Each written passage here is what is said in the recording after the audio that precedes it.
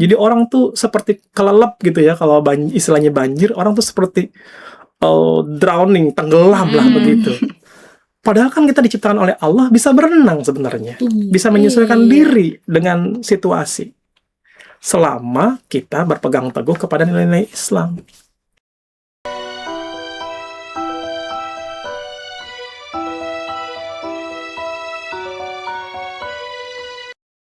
Assalamualaikum warahmatullahi wabarakatuh. Waalaikumsalam warahmatullahi wabarakatuh. Halo sahabat Nufa, selamat datang di Nufa Podcast. Saya Queen Sakirana Putri dan rekan saya Tazkiyatun Nufus. Hari ini kita kedatangan tamu spesial. Siapa sih Kak Atun? Oke Kak Queen dan sahabat Nufa, jadi di tengah-tengah kita sudah hadir Bapak Ketua Umum JSIT Indonesia, yaitu Pak Ahmad Fikri, MPD NLP. Assalamualaikum Pak. Waalaikumsalam warahmatullahi wabarakatuh. Oke Kak Queen, tema podcast kita hari ini apa sih? Tema podcast kita hari ini yaitu tantangan pendidikan di era digital sekarang. Nah, sahabat Nufa, di era sekarang kan perkembangan AI dan teknologi digital semakin pesat nih. Nah, menurut Bapak, bagaimana JSIT menyikapi perkembangan AI dan transformasi digital agar tetap sejalan dengan penguatan akhlak dan nilai-nilai keislaman peserta didik? Iya, baik. Terima kasih Kak Queen, terima kasih Kak Atun sudah mengundang saya di podcast Nufa ini. Yang pertama adalah bahwa tantangan global itu yang ditandai dengan kemajuan teknologi, informasi, yang hari ini kita menyebutnya sebagai ada artificial intelligence dan banyak hal lagi yang menjadi turunannya, memang menjadi PR besar ya buat sekolah-sekolah. Tidak hanya di sekolah Islam terpadu, tetapi juga menyeluruh ke seluruh lapisan kehidupan masyarakat sebenarnya. Bagaimana kemudian ini kita perlu sikapi? Yang pertama adalah kita perlu aware dulu. Perlu memahami bahwa beginilah dunia kita hari ini. Dunia kita hari ini dibanjiri informasi yang luar biasa. Nah, karena ini sifatnya banjir, informasi yang luar biasa, maka yang pertama harus dilakukan oleh kita, oleh sekolah, ya oleh masyarakat adalah kemampuan menyaringnya. Itu yang pertama. Ya, yang kedua, teknologi ini kan seperti dua sisi mata uang, ya, bisa jadi baik, bisa jadi buruk. Maka kemampuan yang kedua adalah bagaimana kita punya kemampuan menjadikan ini sarana untuk kebaikan. Begitu.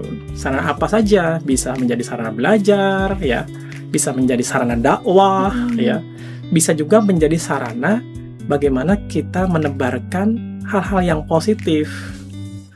Karena apa? Karena kemampuan ini dibutuhkan agar kita tidak terjebak pada algoritma. Kalau algoritma itu menjebak kita, maka selain kita dibanjiri, kita juga akan dipengaruhi oleh apa yang kita lihat nantinya.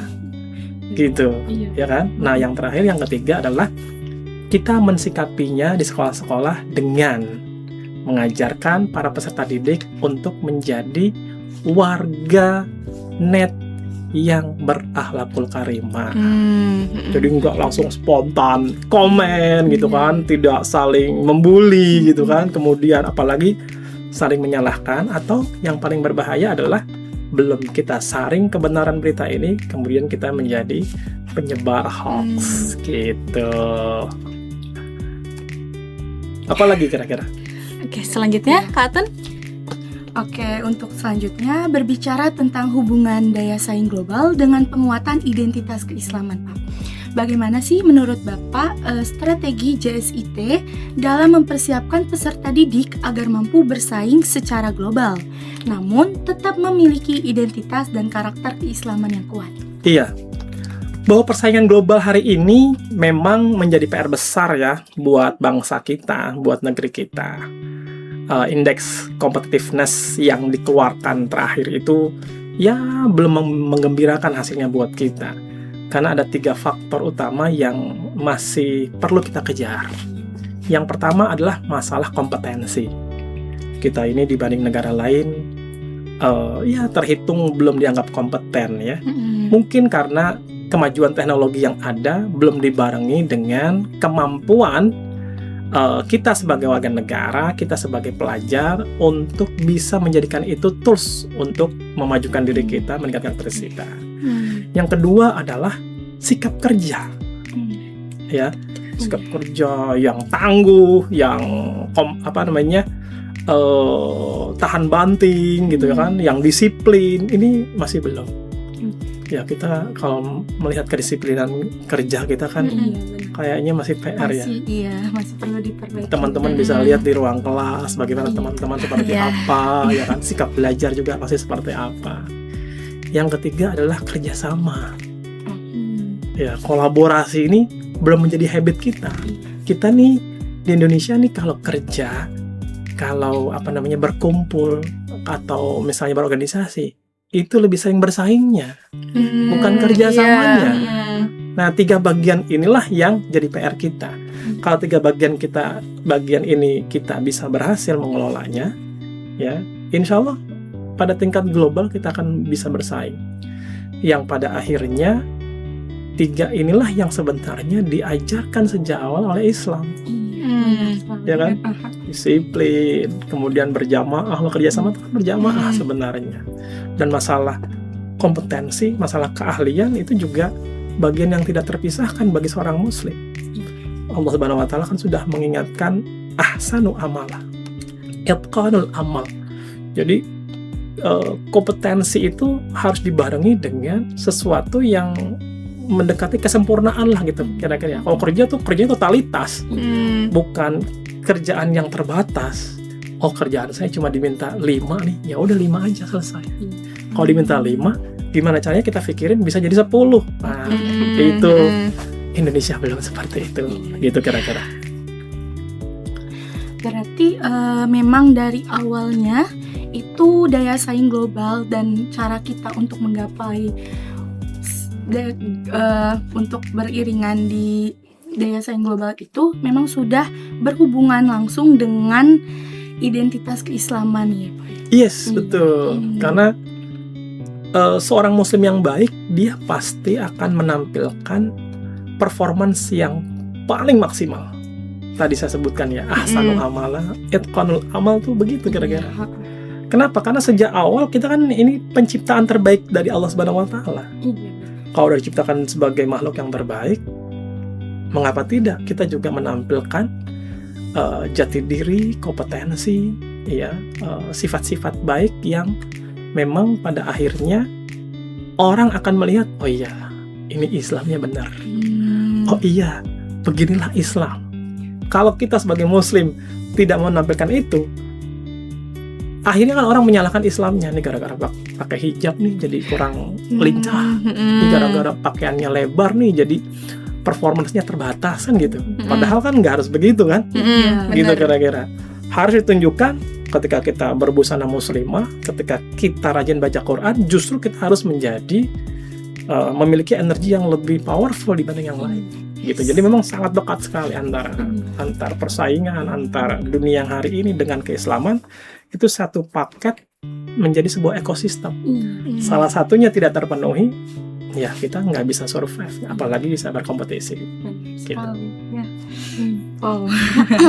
Sangat menarik. Yes. Nah, selanjutnya ya Pak, di era sekarang generasi muda menghadapi berbagai tekanan, baik dari pendidikan, lingkungan sosial, maupun perkembangan teknologi. Menurut Bapak, bagaimana JSIT membangun lingkungan pendidikan yang mendukung kesehatan mental dan ketahanan diri generasi muda di tengah berbagai tekanan zaman? Iya, ini menarik ya. Hari ini kan banyak informasi yang menyatakan Gen Z itu lemah gitu ya. Iya. Gen Alpha tuh mutung ya. Cepat merasa gagal gitu kira-kira.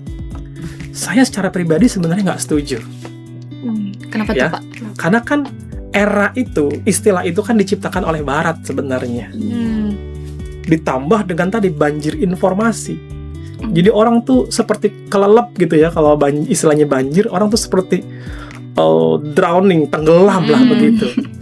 Padahal kan kita diciptakan oleh Allah bisa berenang sebenarnya, bisa menyesuaikan diri dengan situasi, selama kita berpegang teguh kepada nilai-nilai Islam.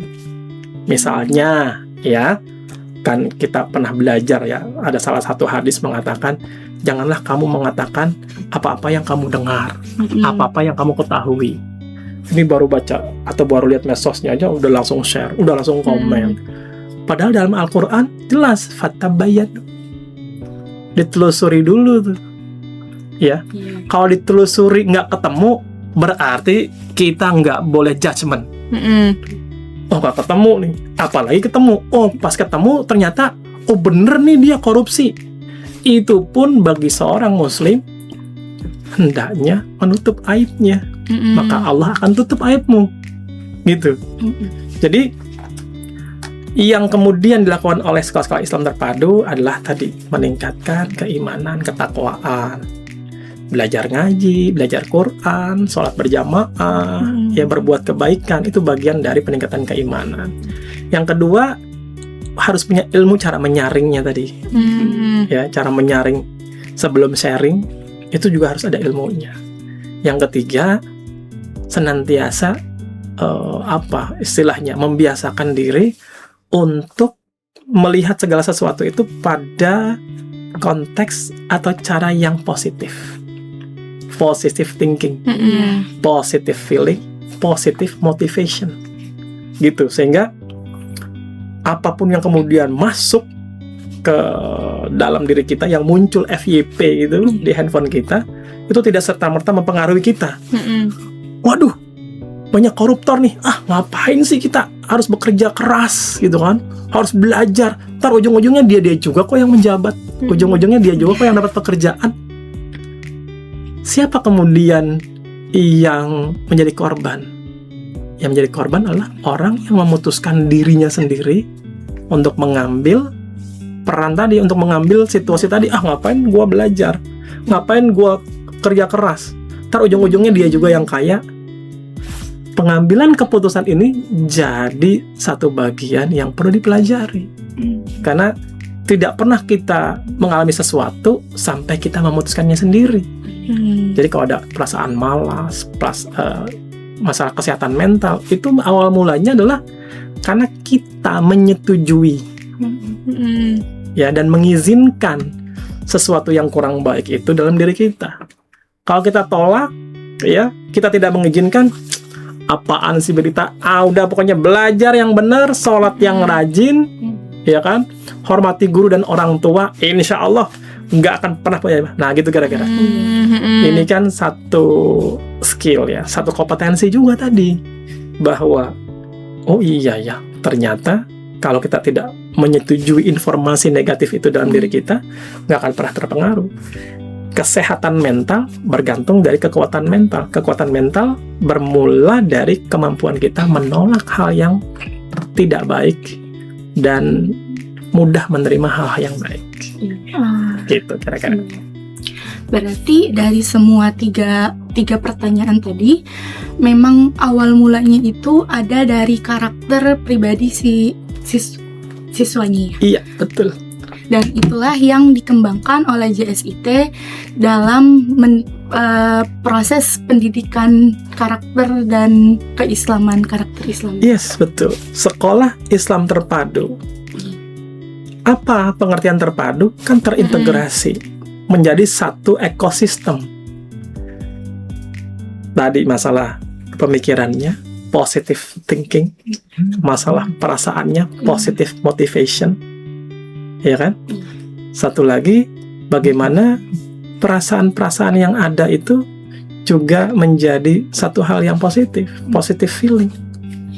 Jadi jangan sampai ada sesuatu langsung mager, langsung apa istilahnya overthinking, ya, langsung anxiety, kan istilahnya begitu ya, langsung red flag nih, langsung gitu ya, wah underrate nih atau apalah istilahnya misalnya. Itu ketika kita ucapkan itu, ya kita kena mental, karena kita mengizinkan hal-hal negatif itu ke dalam diri kita. Jadi saya kebetulan mempelajari yang namanya Neuro Linguistic Programming. Apa yang kita ucapkan, itu yang kejadian pada diri kita. Kalau kita bilang saya hebat, saya baik, saya produktif, ya itu juga yang akan menjadi dalam diri kita. Kalau Ngapain sih? Alah. Mm-mm. Yang pertama kena kita sendiri. Jadi gitu, yang namanya terpadu di sekolah Islam terpadu itu memastikan pemikirannya positif, perasaannya positif, dan motivasinya juga positif karena Allah Ta'ala. Karena Rasulullah mengajarkan kita untuk itu. Dari banyaknya informasi yang sudah disampaikan tadi, sudah sangat cukup dan bermanfaat banget bagi kita berdua dan bagi sahabat Nufa juga yang lagi menyaksikan ini. Nah, mungkin cukup sampai di situ perbincangan kita. Terima kasih banyak kepada Pak Ahmad Fikri, MPD NLP yang sudah meluangkan waktu dan berbagi insight yang luar biasa pada episode kali ini. Banyak sekali ilmu dan sudut pandang baru seputar pendidikan Islam terpadu yang bisa kita petik bersama. Terima kasih juga untuk sahabat Nufa yang sudah menyimak dari awal hingga akhir. Jangan lupa untuk terus dukung perkembangan pendidikan generasi Rabbani Indonesia. Saya Tazkiyatun Nufus dan saya Queen Sakirana Putri pamit undur diri. Wassalamualaikum warahmatullahi wabarakatuh. Waalaikumsalam warahmatullahi wabarakatuh.